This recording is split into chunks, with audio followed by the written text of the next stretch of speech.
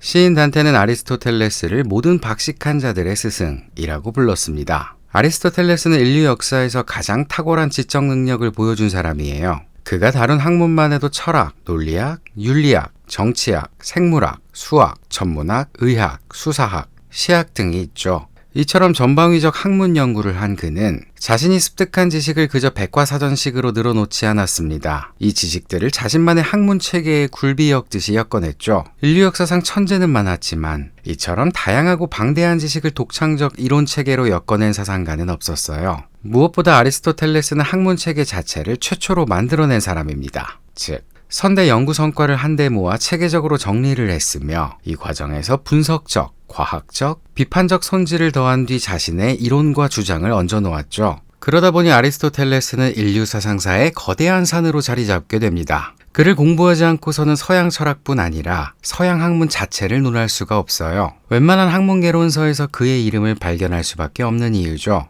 그도 그럴 것이 고대 철학은 물론이거니와 서양 중세 세계관 자체가 아예 그의 사상을 기초로 만들어졌으며 뉴턴과 데카르트를 비롯한 근대 사상가들은 아리스토텔레스 사상을 반박하면서 근대의 문을 열어젖혔습니다. 그럼에도 아직까지 아리스토텔레스의 그림자는 완전히 거치지 않고 많은 학문의 개념과 사고방식에 남아있죠. 그러니 뭔가 공부를 하겠다고 마음먹은 분이라면 일단 아리스토텔레스라는 산을 한 번쯤 등반을 하셔야 할 겁니다. 미루지 말고 지금 시작해 보시죠. 아리스토텔레스는 기원전 384년 그리스 북부 작은 도시 스타게이라에서 태어났습니다. 스타게이라는 아테네에서 600km 정도 떨어진 칼키디케 반도 동쪽 해안에 있었어요. 당시 그리스 사람들은 아리스토텔레스를 스타게이라 사람이라고 불렀습니다. 그러니 스타게이라 사람 아리스토텔레스를 이해하기 위해서는 스타게이라에 대해 좀 알아볼 필요가 있겠죠. 스타게이라는 기원전 656년 그리스에 한창 식민시 건설 붐이 불었을 때 안드로스 섬에 이오니아인들이 정착해 세운 도시예요. 이후 시간이 흐른 뒤 에우보이아 섬의 칼키스에서도 사람들이 대거 이주해 왔는데요. 이 칼키스 이주민들 때문에 스타게이라가 있는 반도 이름이 칼키디케가 되었으며 또 이때 이주해온 칼키스 이주민 중 아리스토텔레스 어머니의 가문이 속해 있었죠. 나아가 아리스토텔레스가 말년을 보내다 죽음을 맞이한 곳도 바로 이 칼키스였습니다. 한편 아리스토텔레스의 고향 스타게이라는 그리스 변방에 위치한 덕에 페르시아 전쟁의 화마를 피해갈 수 있었어요. 그러나 50년 뒤 펠로폰네소스 전쟁 때는 은광 및 목재가 많은 거점 지역으로서 스타게이라 일대가 아테네와 스파르타의 주요 격전지가 돼버렸죠. 이때 스타게이라는 아테네 편에서 시작해 스파르타 편으로 갈아타는 부침을 겪었습니다. 그래도 이때의 전투를 끝으로 아테네와 스파르타는 일시적 평화조약을 맺었고 스타게이라는 한동안 자율성을 누리며 나름 안정적인 생활을 유지할 수 있었어요. 한편 이쯤 이웃 왕국 마케도니아에서 심상치 않은 일이 벌어지고 있었습니다. 바로 아미타스 3세가 선대왕이 암살당한 후 혼란스럽던 전국을 수습해 세력을 키워나가고 있었죠. 그 당시 그리스 중심 지역에서는 펠로폰네소스 전쟁이 끝난 후에도 소모전을 이어나가고 있었으니 이는 자연스럽게 필리포스 2세와 그의 아들 알렉산드로스 대왕의 출현을 예고하게 돼요.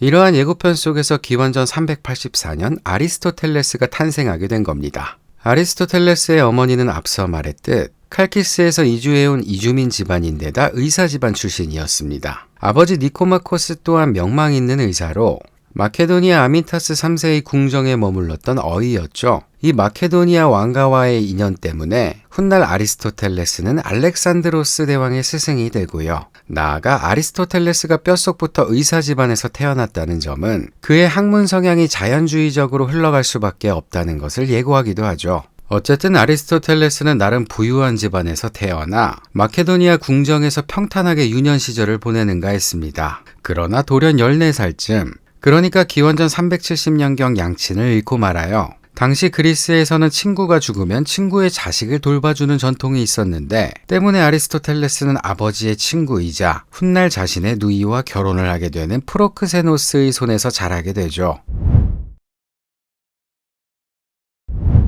아리스토텔레스가 17이 되던 기원전 367년, 당시 그리스 세계의 중심이었던 아테네는 펠로폰네소스 전쟁 패배 후 끝없는 내리막길을 걷고 있었습니다. 그러나 그 와중에도 단 하나만은 흔들림 없이 건재했는데요. 바로 플라톤의 철학학교 아카데미아였습니다. 당시 그리스의 젊은 엘리트들은 수준 높은 학문을 배우기 위해 앞다투어 아테네로 유학을 왔죠. 이 유학생들 틈바구니 속에 아리스토텔레스가 있었고요. 전해지는 이야기에 따르면 교육열이 높았던 프로크세노스가 플라톤과 친분이 있어 그에게 아리스토텔레스를 보냈다고 합니다. 하지만 아리스토텔레스가 아카데미아를 찾았을 때 플라톤은 그곳에 없었어요. 바로 그 해에 시칠리아 섬으로 가 자신이 국가에 썼던 이상사회를 구현하려고 하던 참이었거든요. 플라톤이 실험에 실패하고 돌아올 동안 아카데미아 수장은 30대 초반의 천문학자이자 수학자인 에우독소스가 맡았습니다. 아카데미아에 입학한 아리스토텔레스는 열정적으로 책에 빠져들어 사람들은 그를 독서가라고 불렀어요. 그런데 사실 이는 아카데미아 지적 전통에서 그리 칭찬할 만한 공부법은 아니었죠. 소크라테스와 플라톤은 그를 죽어있는 말이라고 해 글보다는 실시간 대화를 중요시했으니까요. 하지만 이러한 아카데미아의 주된 분위기에도 아리스토텔레스는 제 갈 길을 갔습니다. 그는 순응하는 학생이 아니었어요. 플라톤의 가르침에 다양한 의문을 제기하기도 하고 공공연한 비판을 하기도 했습니다. 한때 플라톤은 제자 아리스토텔레스를 아카데미아의 정신이라며 그의 학문적 열정과 재능을 높이 샀지만 그가 자신이 평생 공들여온 이데아론을 비판하자 어미의 배를 발로 차는 배은망덕한 망아지로 비유하며 서운함을 드러냈다는 말이 전해집니다. 실제로 아리스토텔레스는 니코마코스 윤리학에서 친구와 진리 둘 다 소중하지만 진리를 더 존중하는 것이 경건하다며 비록 스승이라고 할지라도 학문적 비판을 피해갈 수는 없다고 적었죠. 그럼에도 아리스토텔레스는 17세에 입문해 플라톤이 사망할 때까지 20년간 아카데미아 사람으로 지냈는데요. 심지어 10년은 학생으로 나머지 10년은 교수가 되어 학생들을 가르치기까지 해요. 이 말인즉 아리스토텔레스가 스승의 핵심 사상을 건드려도 사적 보복이 가해지지 않았다는 걸 의미하며 이는 서양 철학의 면면이 이어질 합리적 비판 정신의 출발이라고 볼 수도 있겠습니다. 르네상스 화가 라파엘로가 그린 아테네 학당에는 50명이 넘는 그리스 로마 사상가들이 그려져 있습니다. 그리고 그 많은 사상가들 가운데 아리스토텔레스와 플라톤이 당당히 센터에 자리 잡고 있죠. 그만큼 고대 그리스 철학은 사실상 플라톤과 아리스토텔레스가 주인공이라고 해도 과언이 아니에요. 그런데 가만 보면 이 둘의 포즈가 뭔가 의미심장해 보입니다. 스승 플라톤은 오른손 검지로 하늘을 가리킨 채 왼손에 티마이오스를 들고 있고요. 아리스토텔레스는 오른손바닥으로 땅을 가리킨 채 왼손에 니코마코스 윤리학을 들고 있습니다. 티마이오스는 이데아를 모방한 자연에 관한 책이고 니코마코스 윤리학은 인간이 지상에서 어떻게 살아가야 하는지를 담은 책이죠. 즉 각각 이상을 추구하는 플라톤과 현실을 지향하는 아리스토텔레스를 표현하고 있는 거예요. 그렇습니다. 이 40살 넘게 차이나는 스승과 제자는 몇 가지 철학적 측면에서 분명한 대조를 이루고 있어요. 먼저 플라톤을 좀 보죠. 그는 감각세계를 초월한 곳에 보편적 개념으로서의 형상, 즉 이데아가 있다는 가정을 하고 세계를 설명했습니다. 그렇게 되면 세계는 영원불변의 완전한 이데아 세계와 그로부터 독립되어 있는 불완전한 현상 세계로 나뉘게 되죠. 이원론이에요. 이원론은 보이는 세계 저편에 보이지 않는 실제 세계가 있으니 바로 그곳이 보이는 세계의 원인이자 본질이며 이곳에서 진리를 찾아야 한다고 주장하는 이론이죠. 예를 들어 우리가 보는 꽃의 본질에는 시간이 붙어 있어 언젠가는 시들기 마련이지만 이데아 세계의 꽃은 시간에 구속받지 않아 영원히 원래의 모습을 유지할 수 있습니다. 그래서 플라톤은 꽃의 이데아가 현상 세계의 꽃의 원인이자 본질이라고 한 거예요. 꽃의 이데아가 먼저 있어야 현상 세계의 꽃이 그것을 나누어 갖거나 그것에 참여함으로써 존재할 수 있다는 것이죠. 이로써 우리는 다른 사람들과 이야기할 때 시들 걱정이 없는 꽃의 개념으로 소통을 할 수 있는 겁니다. 이 꽃의 개념은 이데아적인 것이기에 현상 세계에는 존재하지 않으며 오직 영혼의 이성 또는 지성을 통해서만 알 수 있어요. 그러나 아리스토텔레스는 이러한 스승의 이론에 이의를 제기합니다. 바로 어떻게 변하지 않는 이데아 세계가 변하는 현상 세계의 원인이 되느냐는 거예요. 또 이데아 세계는 우리가 감각하는 현상 세계와 동떨어져 있는데 그것이 어떻게 감각 세계의 사물에 영향을 끼쳐서 그 사물이 되게 한다는 건지 도무지 알 수가 없다고 하죠. 따라서 아리스토텔레스는 이데아 세계는 허구라는 결론을 내려버립니다. 설사 그것이 존재한다고 해도 우리가 경험하는 현상 세계를 설명하는데 하등 쓸모가 없다는 거예요. 결국 아리스토텔레스는 이데아 세계와 현상 세계가 따로 있으면 그만큼 세상이 복잡해질 뿐이라고 생각해 사물과 이데아는 따로 존재하지 않는다는 결론을 내립니다. 그래서 그가 전개한 설명 방식이 바로 이데아 세계가 따로 있는 것이 아니라 구체적 사물 안에 이데아가 존재한다는 거였죠.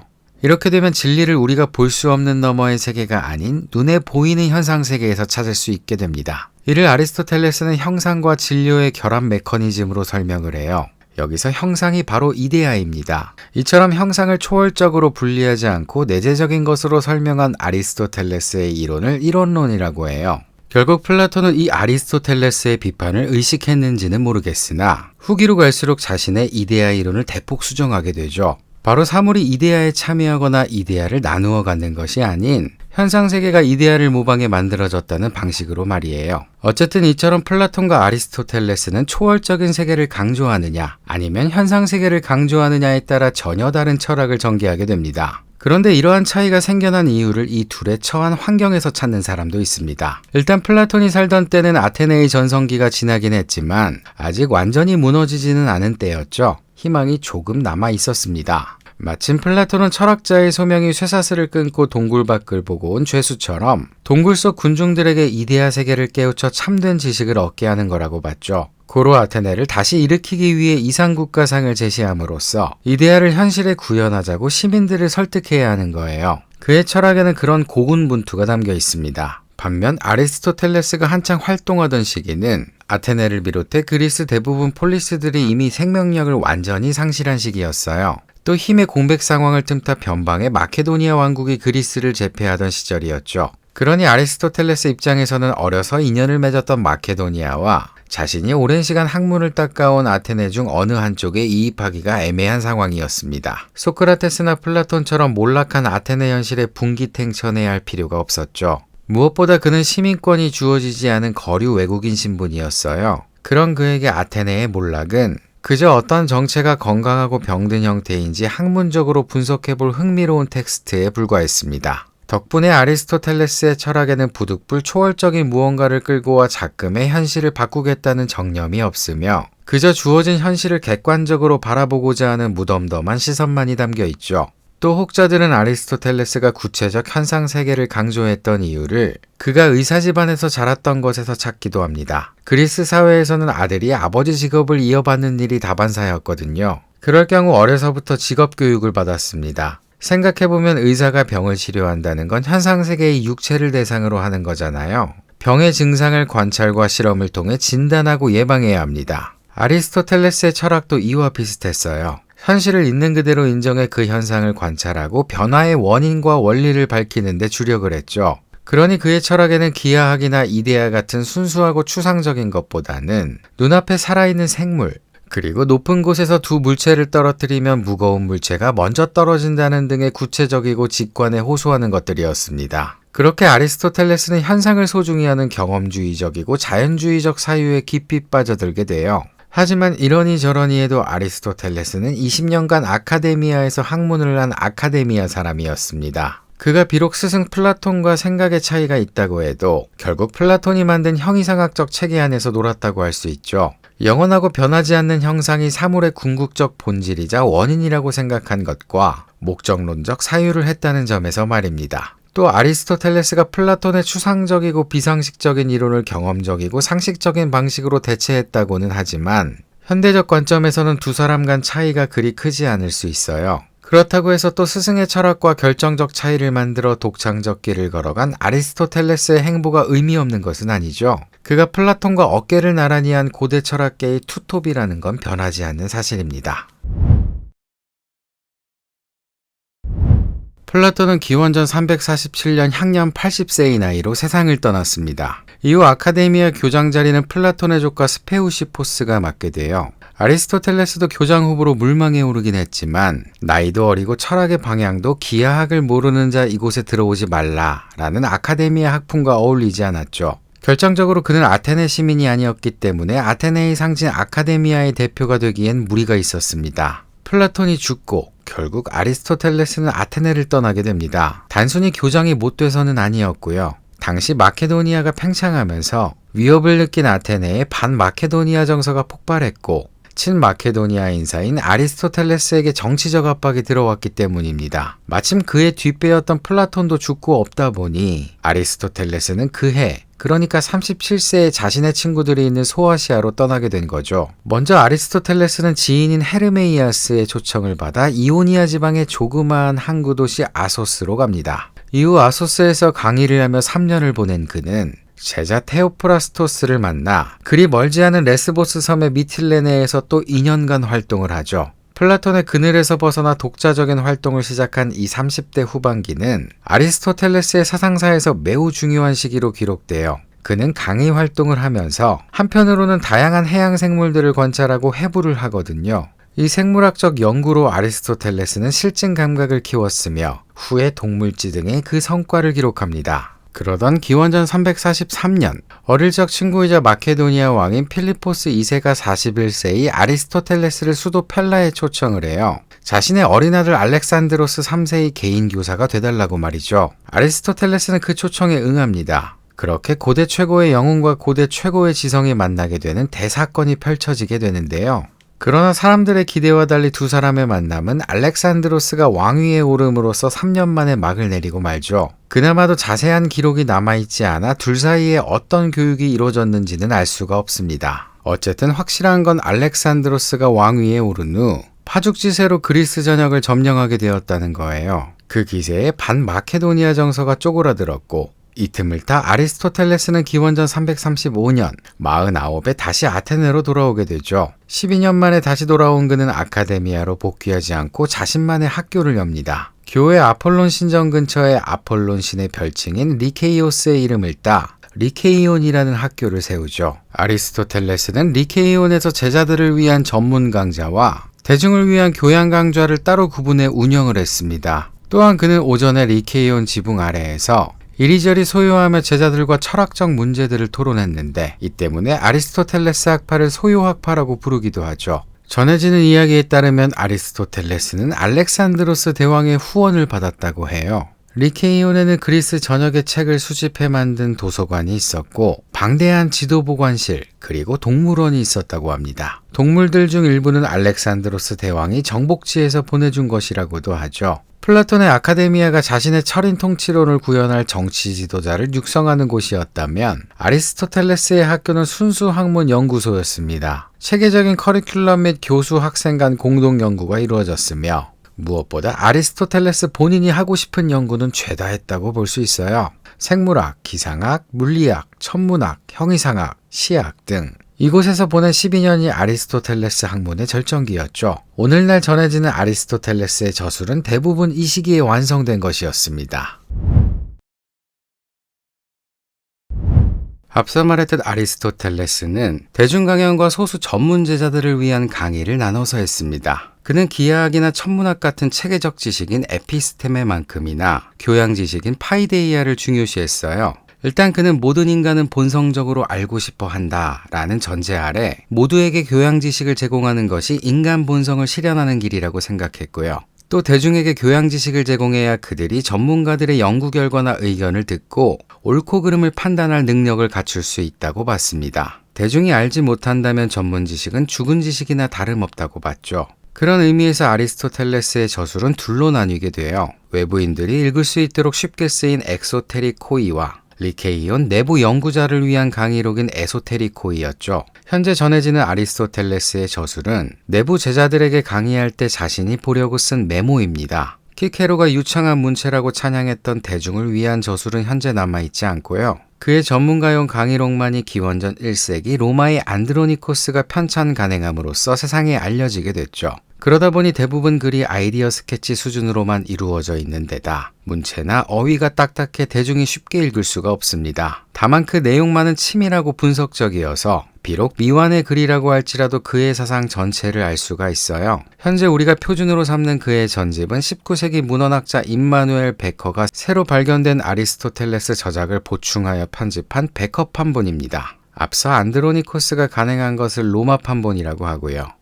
아리스토텔레스의 저술은 그가 인간의 활동을 안다, 행한다, 만든다로 나눈 것에 대응해 각각 이론학, 실천학, 제작학으로 나눌 수 있어요. 여기에 모든 학문을 하기에 앞서 그 방법론을 정립해야 한다고 생각해 만든 이론을 예비학으로 맨 앞에 두게 됩니다. 그렇게 되면 총 4가지 카테고리로 예비학, 이론학, 실천학, 제작학으로 나눌 수 있게 되죠. 하나씩 살펴볼게요.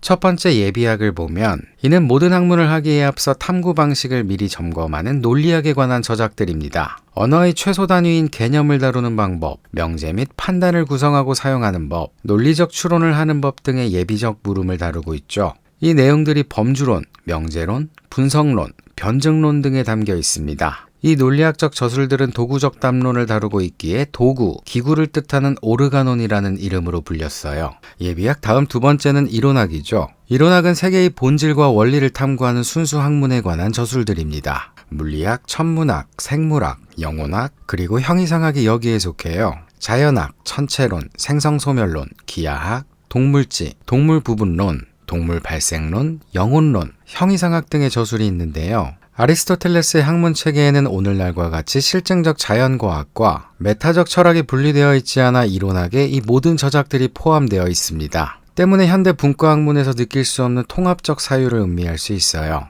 그 다음 세 번째는 실천학이에요. 크게 윤리학 및 정치학인데요. 여기에서는 삶의 가치와 의미, 목적의 문제를 탐구합니다. 그 유명한 니코마코스 윤리학이 여기에 속하죠. 마지막으로 네 번째는 제작학으로 기술적 지혜를 탐구하는 알미입니다. 수사학과 시학이 제작학에 해당하고요. 이처럼 한 사람이 이 모든 걸 어떻게 다 연구하고 내용을 정리했을까 하는 분야들이 아리스토텔레스 전집에 들어있어요. 이는 다양한 연구 밑바닥에 모든 것을 아우를 수 있는 종합적 통찰이 있기에 가능한 것이었습니다. 나아가 아리스토텔레스는 처음으로 학문 세계를 분류했고 그 하나하나에 이름을 붙여 그에 해당하는 저술들을 썼습니다. 이는 당시 그리스 세계의 종교적이고 시적 성격의 담론이 과학적이고 논리적 담론으로 넘어갔음을 의미하는데요. 이 담론이 쭉 이어져 아리스토텔레스의 개념은 오늘날까지도 남아있는 것이 많습니다. 연역, 실체, 우연, 범주, 전제, 보편 등의 용어 말이죠. 당시의 시대적 한계에 의한 것이기는 하지만 이런 박식한 사람은 앞으로 나올 수 없을 것 같네요. 아리스토텔레스의 끝없는 지적 호기심과 연구는 한 사건으로 인해 급브레이크를 밟을 수밖에 없었습니다. 바로 기원전 323년 그의 든든한 빼기자 승승장구의 대명사 알렉산드로스 대왕이 동방원정 중 발열로 사망한 것이죠.